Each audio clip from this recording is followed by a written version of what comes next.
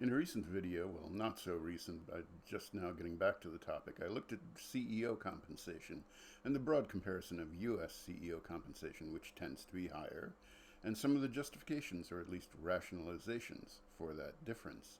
At the end of that video, I promised to take a look at Japan and their CEOs. Let's get right to the headline number. Japanese CEOs make about 1/3 per year what US CEOs make. Is that all they're worth? If you look at corporate profits, they've actually grown faster in Japan than in the US. On the other hand, if you look at sales in Japan have grown hardly at all compared to sales in the US. Ideally, you would like both the top line and the bottom line to grow, and that's how it is in the US. So do US CEOs deserve more compensation? Japanese CEOs may seem more virtuous to Western observers because they're not publicity hounds. That would backfire in Japan, so it's no surprise they're not on the talk shows, nor having books ghostwritten about their unique and wonderful methods to achieve their results. None of these differences, however, actually justifies a 3x difference in compensation. US companies are paying their CEOs more than they need to. There's obvious downside in that they're soaking up money that could be used for innovation. In my previous video, I looked at the fact that a lot of US billionaires are entrepreneurs, but even that presents a cloudy picture.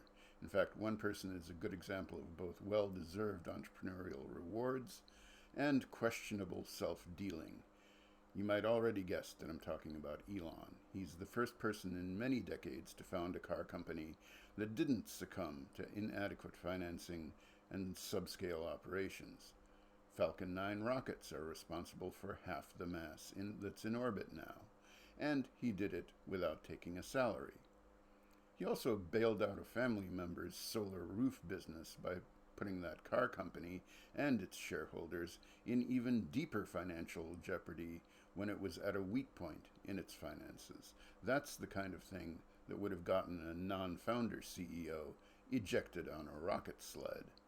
But people like Elon are exceptional cases. They don't tell us much about how to organize corporate leadership compensation. In my previous video, I pointed out that several of the highly paid CEOs relative to the average worker pay in the US head up companies that are hard to admire for value creation. They make sugary fizzy drinks, salty fried chips, fast food, or they run an event ticket monopoly. And the CEO's job is to extract the most money out of that business while fending off perceptions that their profits are at the expense of Americans' health and culture. Compared to them, Elon could be up for sainthood. Do you think Pepsi could cut their CEO pay by 2/3 and still find someone to put in long hours getting you to drink what Steve Jobs famously referred to as sugar water? I'd say so. On the other hand, the ideal hire at Boeing might be worth all the tea in China.